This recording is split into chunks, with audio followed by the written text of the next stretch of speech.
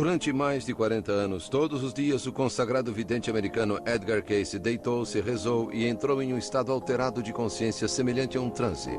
Nesse estado, Cayce diagnosticava doenças em termos médicos que ele desconhecia quando acordado. Descrevia eventos distantes que aconteciam no momento, falava com vidas passadas e com encarnações da mítica Atlântida. Previu a queda da Bolsa de Valores de 1929 e o advento do comunismo e alertou para cataclismos que arrastariam cidades inteiras para o mar. Através de milhares de suas leituras, como são chamadas, Edgar Cayce tornou-se o vidente mais documentado do século XX. Edgar Cayce, o vidente em transe. Domingo à tarde, 18 de março de 1887. Edgar Cayce nasceu aqui, em uma pequena fazenda a 13 quilômetros da cidade rural cristã de Hopkinsville, no Kentucky. Foi o segundo filho de Leslie e Carrie Cayce, mas o primeiro a sobreviver. Uma filha que nascera 2 anos antes não sobrevivera ao primeiro aniversário. Edgar era particularmente ligado aos avós, Sarah e Thomas Jefferson Cayce. Em um dia quente de verão, em junho de 1881, Edgar, com 4 anos, testemunhou a trágica morte do avô. Os dois estavam cavalgando e se aproximaram desse pequeno lago perto da fonte. Edgar apeou e seu avô entrou no lago para resfriar os animais. The horse was scared by something and threw the grandfather off. He had his foot caught in a stirrup and drowned before anybody could get there. And Edgar witnessed that. He was on the bank. Edgar dizia que sempre recebia visitas do seu avô morto em um celeiro onde folhas de tabaco eram queimadas, e que o avô lhe contava histórias sobre a guerra civil e deixava ele alisar suas suíças. Essas histórias tornavam-no alvo de zombarias, mas a mãe e a avó não permitiram que ele se envergonhasse de sua habilidade de ver o que os outros não conseguiam. Aos 7 anos, Edgar começou a estudar nesta pequena escola. Ele mesmo se descreveu mais tarde como um estudante inexpressivo, mas encontrou um livro que o interessou, uma Bíblia dada de presente pelos seus pais. Começou a estudá-la e motivou-se a lê-la inteira uma vez por ano por toda a vida. You read it every day. You have to read it every day to go through the whole Bible in a year. And he went through that Bible at least 67 or 68 times, at least that many times that he read it. And how many of us can tell we've been through the Bible one time? Not a bad book to know about. Em maio de 1890, quando tinha 13 anos, a vida de Edgar mudou para sempre. Já membro batizado da Igreja dos Discípulos de Cristo, foi visitar o seu retiro favorito na floresta perto de sua casa para reler a história de Sansão e a visão de Manoá. Naquela noite, após rezar para ter capacidade de ajudar o próximo, ele próprio teve uma visão. Mais tarde escreveu: uma luz gloriosa, como o sol da manhã, parecia inundar o quarto todo. Uma figura surgiu em frente da minha cama, um anjo que eu desconhecia e que falou suavemente: tuas preces foram ouvidas, teu desejo será atendido, mantém tua fé e sê fiel a ti mesmo. Ajuda o doente, o aflito. No dia seguinte, Edgar estava na escola, confuso, preocupado com a visão. Foi mantido depois da aula por soletrar errado repetidas vezes a palavra cabine. Naquela noite, seu pai tomou-lhe a lição até tão tarde que o garoto finalmente implorou por uma pausa de 5 minutos. He just felt that if he could just sleep on that book a few minutes, he would know it better. So his father, my grandfather, was said, all right, you try it, and I'll be back in 5 minutes. And about 5 minutes later, he came back, and Dad knew every word in the book, which page it was on. And from then on, he just began sleeping on his books, and he became a rather bright student from an average student. Como Edgar aprendia dessa maneira era um mistério. No mínimo, desenvolver algum tipo de memória fotográfica. E usou essa capacidade para conseguir um emprego em uma livraria, onde memorizava os catálogos de vendas de ponta a ponta. Em 1892, a emoção tomou conta da cidade. Adlai E. Stevenson, que morara ali, e Grover Cleveland formaram uma chapa para concorrer à presidência. Um dia antes da celebração da vitória em Hopkinsville, Edgar machucou-se no pátio da escola. Uma bola de beisebol atingiu-lhe a coluna. Mais tarde, nesse mesmo dia, comportou-se de modo selvagem na classe, gritando e gargalhando. Na volta para casa, parava no meio da rua, interrompendo o trânsito. À noite, assombrou seus pais, dando instruções detalhadas de como preparar uma compressa de ervas para ser aplicada em seu ferimento na coluna enquanto dormia. Pela manhã, não se lembrava nem de seu acidente, nem de seu estranho comportamento. Mas os vizinhos começaram a falar, inclusive o médico local, pai de uma jovem por quem Edgar se apaixonara.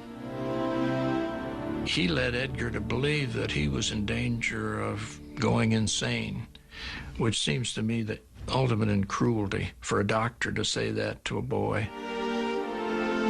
Algumas pessoas acreditam que os poderes de evidência de Edgar foram desencadeados por esses incidentes da adolescência. Mas antes de morrer, a avó de Edgar contou que seu marido também tinha poderes. Podia mover mesas e cadeiras com a mente.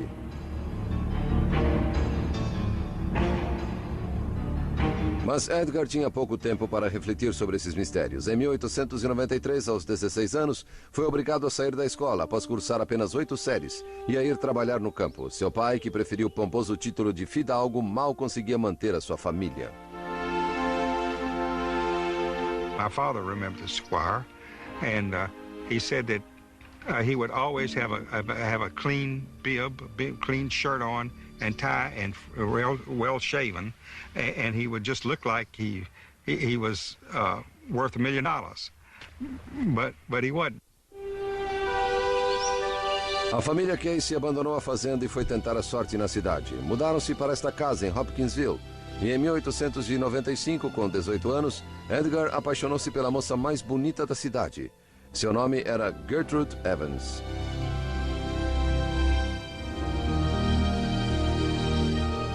She was patrician, he was a farm boy. It was an unlikely match. They were both people of faith, and they connected there. She saw in him idealism, beautiful idealism. She saw in him integrity. He was not phony. And I think she saw in him adventure. Edgar não esperou muito para pedi-la em casamento. Ela aceitou feliz. Mas o casamento teve de esperar até que Edgar conseguisse um emprego melhor. Em 1900, Edgar e o pai começaram a trabalhar como agentes ambulantes de seguro. Mas o trabalho parecia fadado ao fracasso.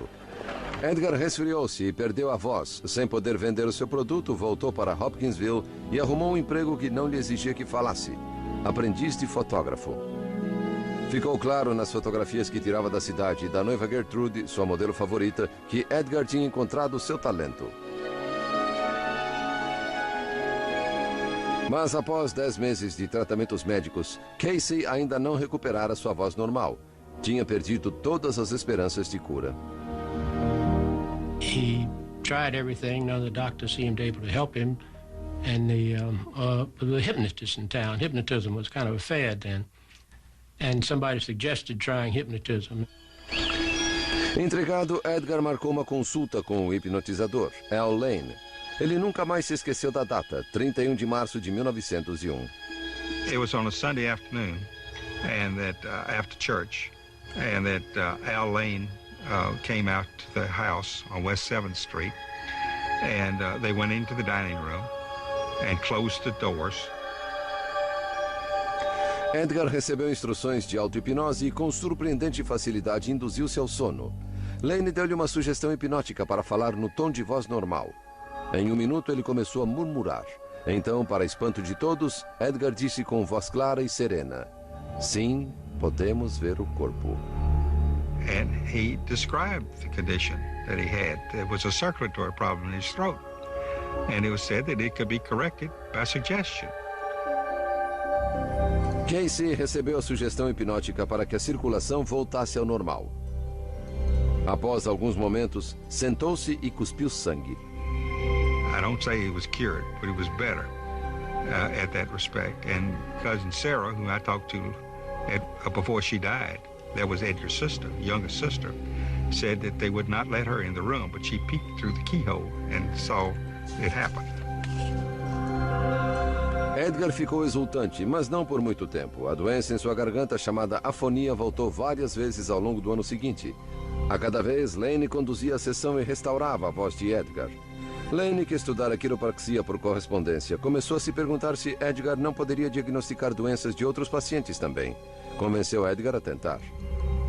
And so it was Al Lane who pushed him to do this, pretty much against Edgar's will. Edgar didn't really feel comfortable doing that because he didn't understand it. Quando em transe, Edgar descrevia doenças em termos médicos precisos, uma linguagem sobre a qual nada sabia quando acordado. Em seguida, fornecia prescrições detalhadas. Sometimes he would call a prescription by name. I mean, take bromoquinine, or take, castor oil, or whatever it was that he was using. Mas esses estranhos poderes e suas implicações o aterrorizavam. Ele nunca estudara medicina, não era médico, e se perguntava que direito tinha de agir como se fosse. Cada vez mais, ele queria parar. Who wouldn't say, I don't want this junk. It's too weird, it's too heavy. I don't want to see all this stuff or feel this kind of stuff or feel responsible for it. Quando uma vaga foi aberta em uma livraria de Bowling Green, a 48 quilômetros de casa, Edgar agarrou a chance. Lá juntou-se à igreja da região e passou a dar aulas na escola dominical, o que fizera desde a adolescência. Aos 22 anos, só tinha saudade de uma pessoa de Hopkinsville, sua futura noiva.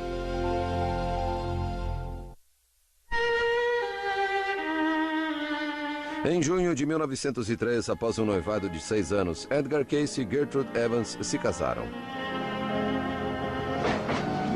Cayce abriu um estúdio fotográfico em Bowling Green. Os dois estavam felizes por terem fugido da fama de Edgar como médico vidente. He didn't know how he did it. He just knew that he was able to do it, and he wanted to use it to help people. Mas Bowling Green logo soube de suas habilidades, e ele não podia dizer não aos necessitados. As consultas retornaram e no outono de 1906, Edgar, então com 29 anos, foi convidado a demonstrar os seus diagnósticos através de transe aos médicos da região. They came first thinking, I'll expose this guy. I'll see through him. You could see the condescension in their faces. Sim, temos o corpo, disse Edgar, como no início de todas as sessões. Diagnosticou corretamente um estudante universitário acometido de febre tifoide. Então, inesperadamente, alguns médicos quiseram testar o estado de transe de Edgar, espetando agulhas nos seus pés e nas suas mãos, certos de que ele era uma fraude. Edgar não se moveu nem sangrou, mas quando acordou, jurou enfurecido nunca mais servir de cobaia para ninguém. Slowly he began to learn that there weren't that many who really cared. A lot of people wanted to use him. Not many wanted to listen. O refúgio de Edgar sempre fora a igreja. Agora ele se perguntava, assim como os outros fiéis, se seu dom seria uma bênção ou uma maldição. Evidently, some of the people in the congregation really got upset.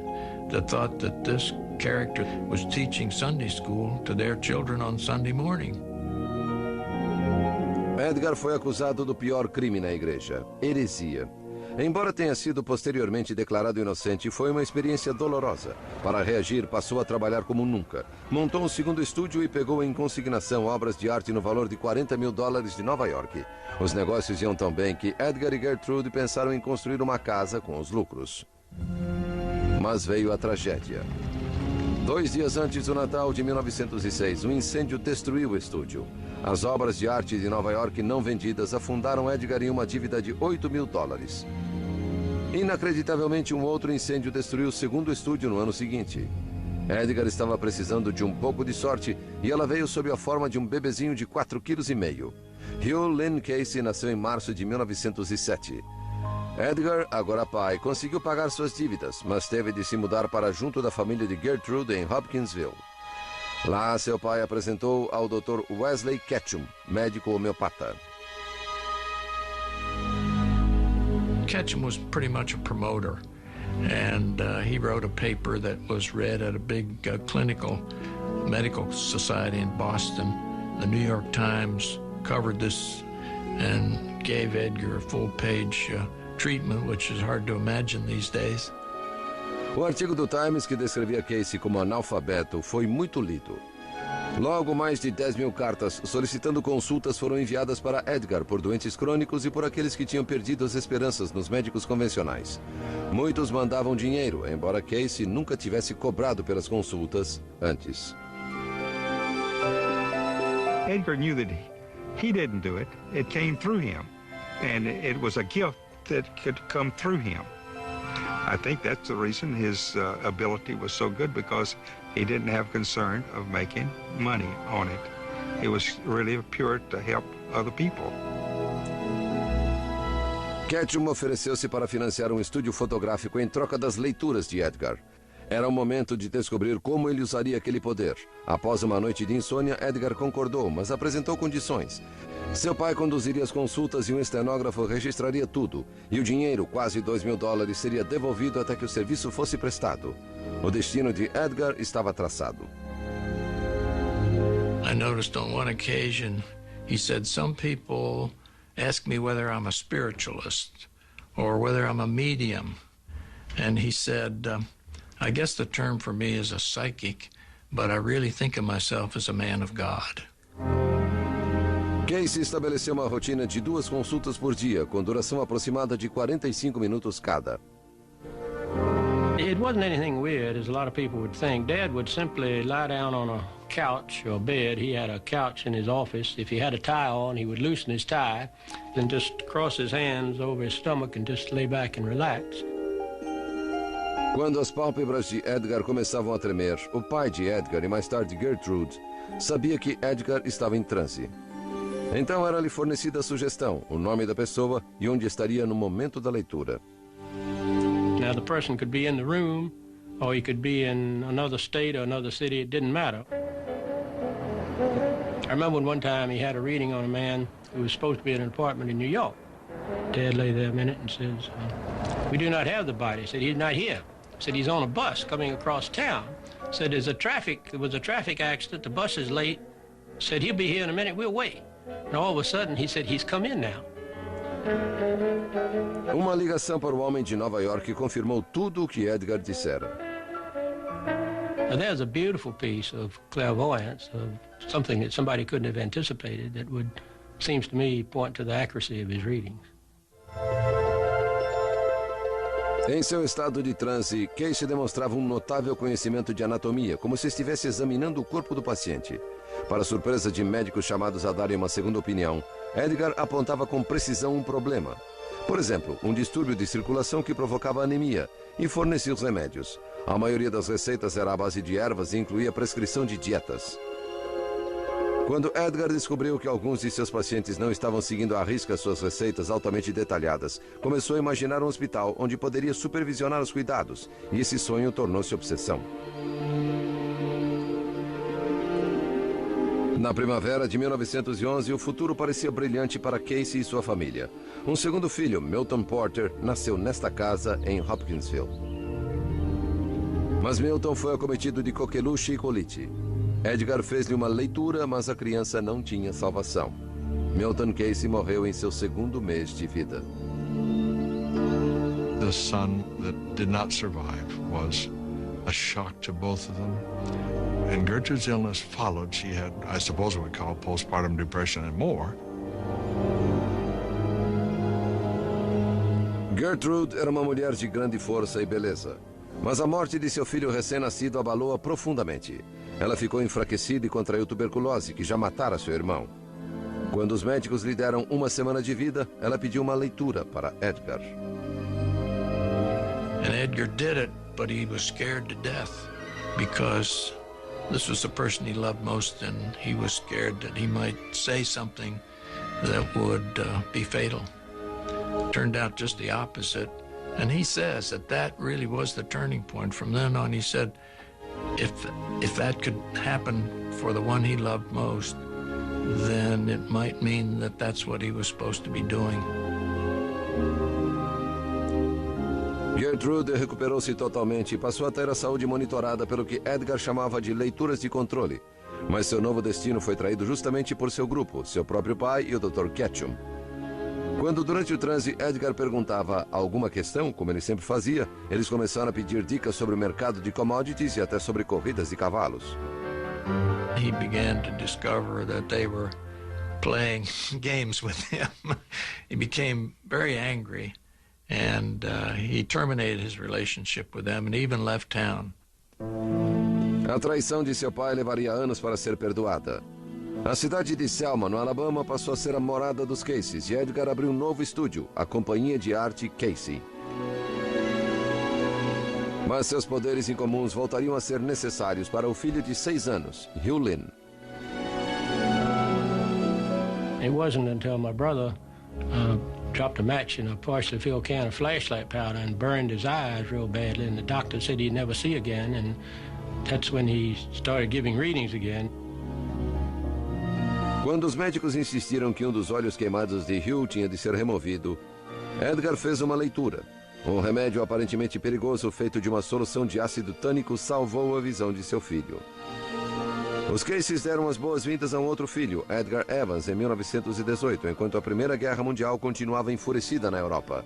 Edgar vira muitos de seus antigos alunos da escola dominical partirem para a luta. Aos 40 anos começava a se sentir velho e seu sonho de construir um hospital tornava-se mais urgente do que nunca.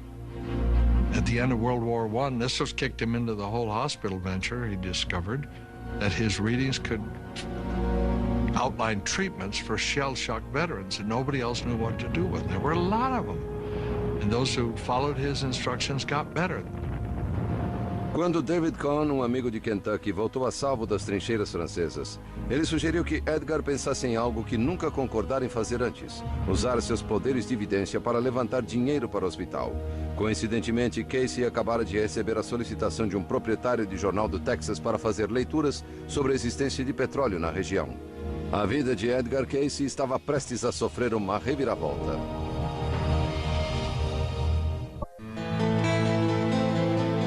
Em 1920, Edgar Casey e seu amigo David Cohn vislumbraram a oportunidade de ganhar milhões com a pesquisa de petróleo. Com esse lucro, poderiam dar atendimento aos doentes no sonhado hospital de Edgar, mas aqueles seriam os anos mais difíceis da vida de Casey. Well, you know, I often think of his 3 years in Texas as his wilderness experience. I think he was wandering around in the wilderness. A companhia petrolífera de Casey foi fundada em San Saba, e a perfuração começou em áreas com sedimentos de petróleo que Edgar recomendara em suas predições. Mas o petróleo não jorrou. Os meses transformaram-se em anos e a situação ficou tão desesperadora que os sócios de Edgar passaram a andar armados quando alguns poços foram sabotados. Casey chegou à conclusão de que seus poderes tinham se tornado duvidosos, tinham falhado e transformado a nobre missão de financiar o hospital em uma derrota colossal. Por estar ausente durante 3 longos anos, algumas pessoas diziam que ele também fracassara em relação à família. Certainly to put my grandfather on a pedestal as someone without human frailties or someone that had all-knowing abilities and never make mistakes with his readings, that was not the Edgar Casey that I have come to understand. Casey recusou-se a voltar de mãos vazias. Viajou pelo país inteiro em busca de dinheiro, até que conseguiu levantar um empréstimo de $60 mil para a construção do hospital em Birmingham, no Alabama. Mas suas visões indicavam que seu hospital deveria ser construído em Virginia Beach, uma obscura cidade de veraneio na Virgínia. Well, he said that the ocean had a good effect some way on his psychic abilities, or in any psychic, that it was a good place for him to be. A oferta de Birmingham foi suspensa imediatamente. Abatido, Edgar finalmente reuniu sua família em Selma, voltou para o que sabia fazer: fotografar, dar aulas na escola dominical, e tentou esquecer seus fracassos em angariar fundos para o empreendimento. Mas aquela pacífica rotina foi abruptamente interrompida. Em 1923, após conhecer um homem de negócios de Ohio, um potencial investidor do hospital, Edgar deixou a família mais uma vez e mudou-se para Dayton, em Ohio. Foi um risco também para uma jovem de 18 anos, nascida em Selma, que sentia que seu destino estava ligado aos Caseys. Gladys Davis era a nova estenógrafa de Edgar. Gladys was kind of like one of the family, and she had a phenomenal memory. She could, like a computer, she could tell you who had a reading on what date and what it was about. Em Dayton, Casey passou por uma mudança radical. Durante as leituras para o possível investidor, foram-lhe perguntadas profundas questões metafísicas sobre a natureza da alma humana. Casey, em transe, começou a falar sobre as vidas passadas de seu cliente.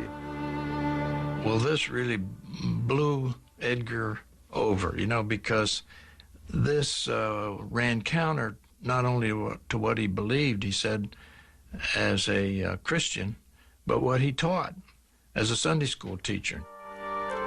Edgar conhecia muito bem os evangelhos e se perguntava por que a Bíblia nunca fizera referência à reencarnação, se de fato era verdadeira. Começou a estudar as Escrituras dentro de um novo contexto. And he said it soon became evident to him that there were places in the Bible which, if you read them and read them carefully, you could see that they supported the idea of reincarnation. As leituras de Casey de vidas passadas tornaram-se conhecidas como leituras da vida, em oposição às leituras do físico que fazia anteriormente. And so he started giving readings for everybody in his family, and they'd all had past lives according to his readings. And many of their lives, they were together in some other place, ancient Egypt primarily. Edgar começou a estudar outras crenças, do hinduísmo às religiões do Egito Antigo e da Grécia. Suspendeu seu juízo em relação à reencarnação por alguns anos. Afinal, não se podia comprovar. Ele se perguntava se suas leituras de vidas passadas poderiam ser tão acuradas quanto as leituras do físico que tanto ele quanto outros podiam verificar. Com tantas perguntas a preocupá-lo, o futuro de Edgar parecia inescapável. Em 1923, com 46 anos, dedicou-se integralmente a essa vocação que poucos entendiam e muitos ridicularizavam e que provia muito pouco sua conta bancária. He wasn't a very good money handler himself. I mean, the money would go through his hands just like sand from the beach. He would cause mother a lot of problems sometimes. Gertrude, que viera de boa situação financeira em Kentucky, lutaria a vida inteira contra os problemas financeiros do marido. Quando o dinheiro de Dayton acabou, ela cansou. Não viu razão alguma para se animar quando um novo anjo financeiro surgiu.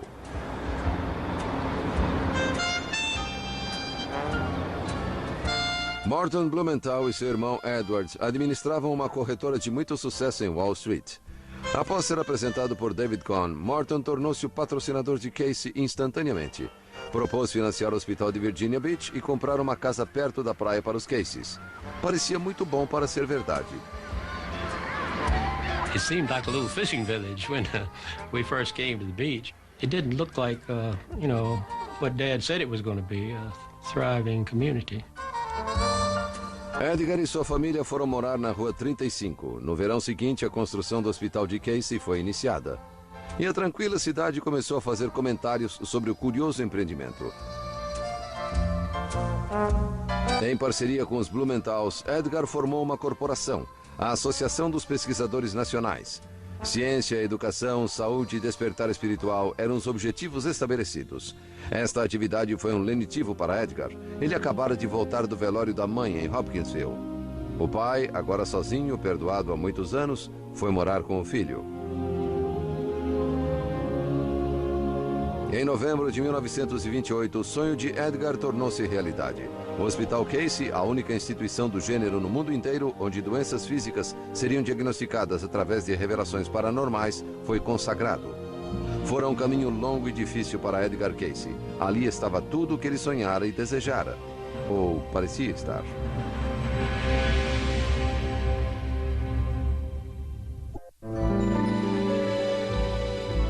No início de 1929, após anos de trabalho duro, Edgar Casey viu seu hospital receber o primeiro paciente. Dirigido por seu amigo de Kentucky, Dr. Thomas House, possuía o mais moderno equipamento para tratamento fisioterápico e em técnicas de massagem, remédios homeopáticos e dietas de baixos níveis de gordura. As leituras de Casey sugeriam tratamentos com baixas correntes de eletricidade aplicadas ao corpo, algo familiar para os quiropráticos atuais. Dad said one day they would be able to take a drop of blood and diagnose the condition of the human body. At the time he said it was ridiculous, but now it's a normal procedure. Edgar notou com orgulho que a construção e o terreno, complementados com jardins e uma quadra de tênis, parecia mais uma mansão do que um hospital. Casey sobrevivera a todos os céticos que o acusaram de ser uma fraude, um charlatão e um herege. Ali estava seu triunfo. A vida em Virginia Beach era boa e, durante o verão, mágica.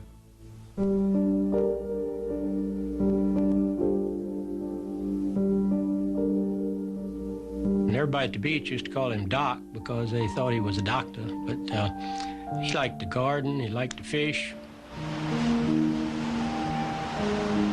All these sand dunes up here were covered with grapevines. So Dad used to go out and we used to go out and pick grapes, and he'd make grape jelly and wine from them.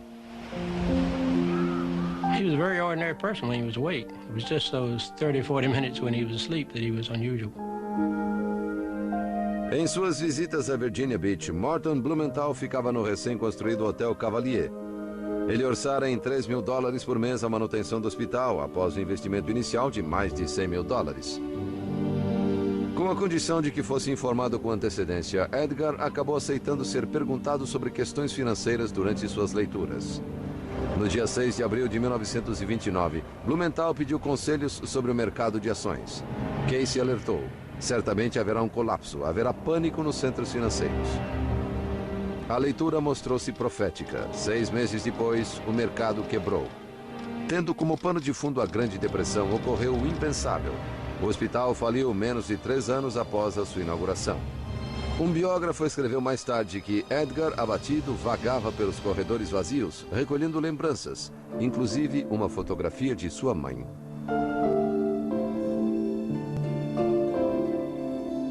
It was a real blow. It was, we had moved to the beach, the hospital had been built, it was operating, people were getting well, then all of a sudden it was down to where he started from. Se Edgar tinha uma fraqueza, era sua incapacidade de dizer não. Como administrador do hospital, aprovara despesas extravagantes, tratamentos e refeições gratuitos para a equipe e amigos. Queria agradar a todos. Arranjava tempo para quem pedisse, mas essa fraqueza fazia parte de seu dom. His home, his privacy was invaded constantly. People would knock on his door at all hours of the day and night. And they had to be gracious to all of the visitors, and they were. He could mark people with the genius of their lives if they let him. Wide awake. Talk with them, get hold of them. They go away marked for good. A versão popular da história dizia que os infortúnios em Wall Street tinham arruinado os Blumenthals. As evidências sugerem que eles escaparam sem prejuízo algum.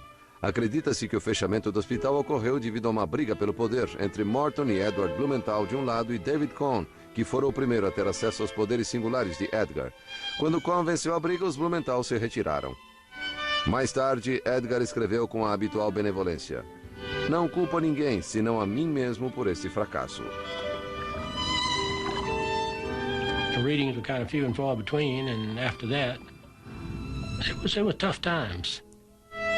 David Cohn fez fortuna no ramo de imóveis, graças em parte às leituras de Edgar.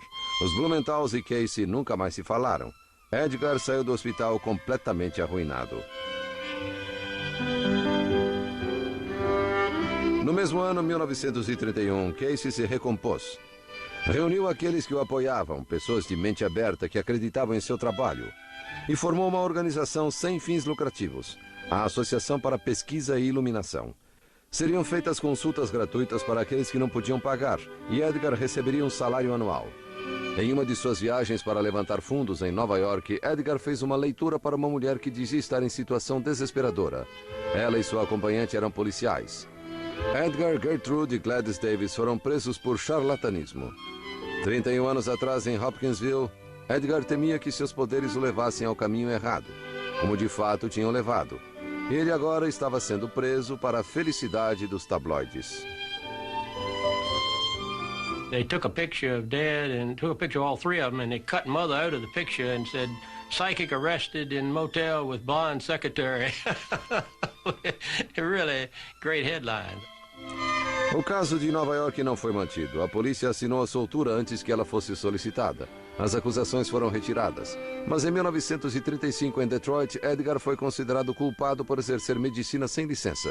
Embora tenha conseguido liberdade condicional sem nenhuma sentença ou imposição de fiança, ficou mortificado.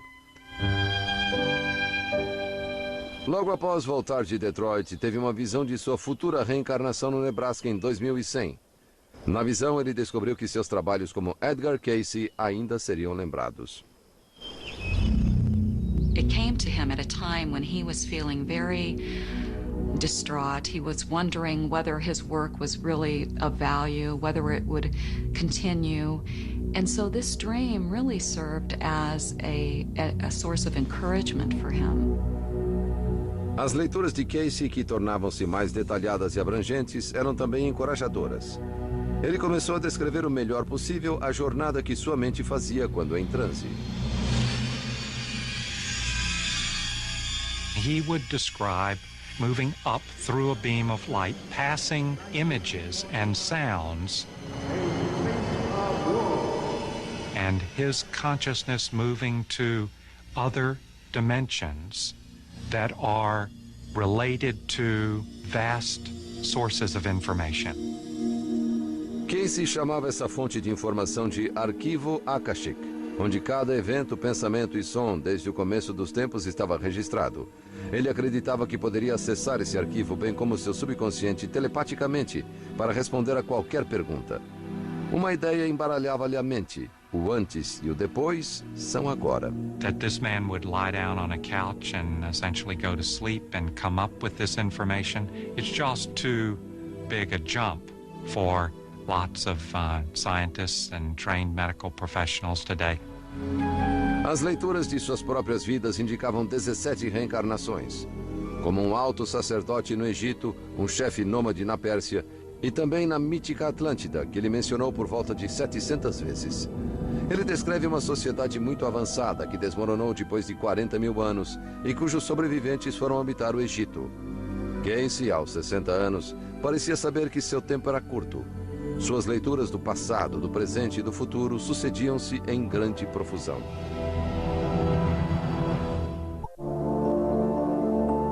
Em meados da década de 30, Edgar Casey ganhara uma grande legião de fiéis seguidores. Os céticos podiam dizer que ele inventava tudo, mas era difícil questionar as centenas de leituras que tinham tido comprovação. Ele tivera razão quanto à quebra da Bolsa em 1929. Em 1935, previu que os japoneses se juntariam à Alemanha e à Áustria como uma ameaça para o mundo. Uma ideia bizarra para a época. Algumas de suas predições eram tão assombrosas que até quem o apoiava tinha dificuldade em compreender. Casey disse que os polos da Terra se deslocariam em 1936, provocando enormes mudanças geológicas. Previu também que enchentes destruiriam cidades nas costas da América do Norte e uma nova terra, remanescente da Atlântida, emergeria perto da Flórida em 1969. The stuff about Atlantis is hard to verify, and it's possible that his mind slipped, that he didn't have a good filter. I don't think this was an area of Edgar Casey's readings that was especially fruitful or especially accurate. Casey não tinha explicação para os limites de sua vidência, porque ele era preciso em uma leitura e não em outras. Embora continuasse a fazer predições aflitivas, nunca se considerou um profeta. I don't think he was a prophet as such. I mean, he did make statements about the future, but he always said the future is not fixed. You know, we can change it. No começo da década de 40, Edgar e Gertrude foram morar em uma casa confortável em Lake Haley, que funcionava como a sede da API, Associação para Pesquisa e Iluminação. Este é o único filme que existe sobre Edgar Casey, em que ele recepciona alegremente os membros da API no encontro de 1943. Milhares de leituras foram transcritas, mas apenas uma gravação sobreviveu. Uma leitura sobre sua própria saúde. Casey, um fumante de toda a vida, foi perguntado sobre um meio eficiente de parar de fumar. Any stimuli to expect is and moderation.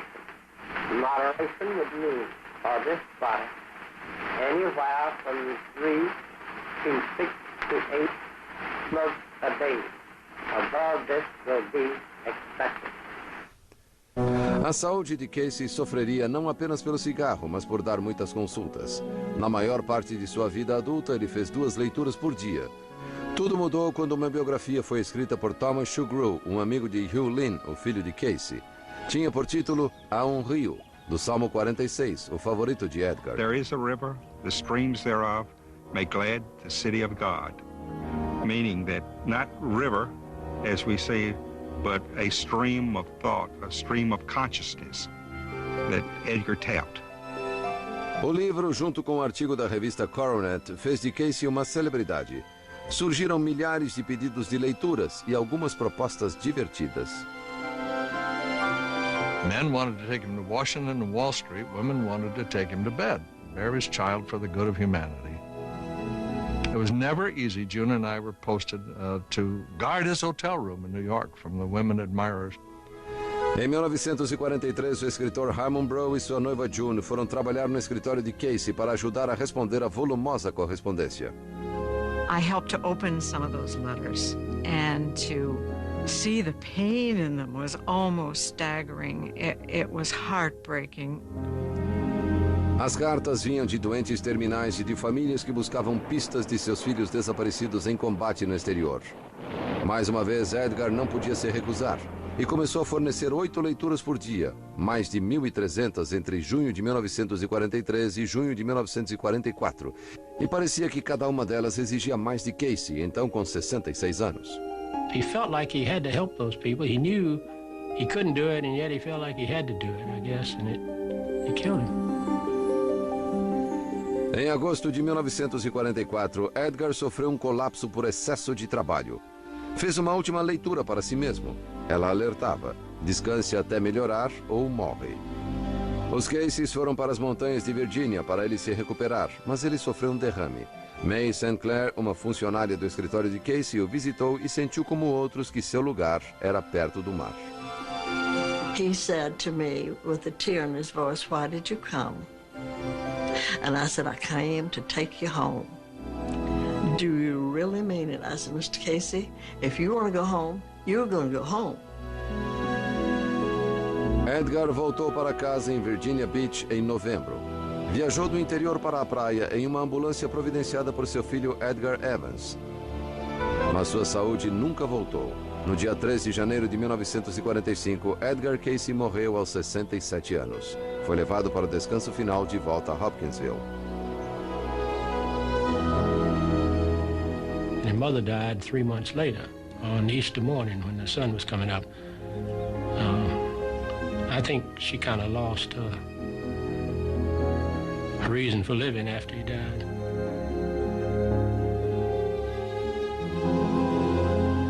Edgar Casey deixou mais de 14.000 registros de leituras sobre saúde, filosofia, religião, negócios, vidas passadas e eventos futuros.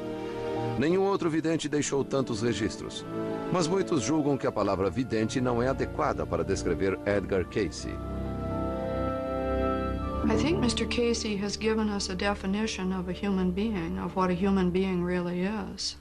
That we truly are one body, mind, and spirit. And that we do create our own reality. If Edgar Casey did what he did, there is more to us than a physical body. That immediately has implications for the age-old questions of humanity. Who are we? What's the purpose of life? What happens to us when we die? All of that. O legado de Casey, a Associação para Pesquisa e Iluminação, continuou a crescer e a atrair visitantes do mundo inteiro. Centenas de livros em 18 línguas pesquisam a vida e o trabalho do mais renomado vidente do nosso tempo.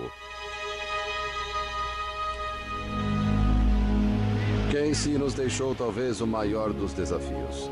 Ele disse: "Eu não faço nada que vocês não possam fazer, se vocês se dispuserem a pagar o preço."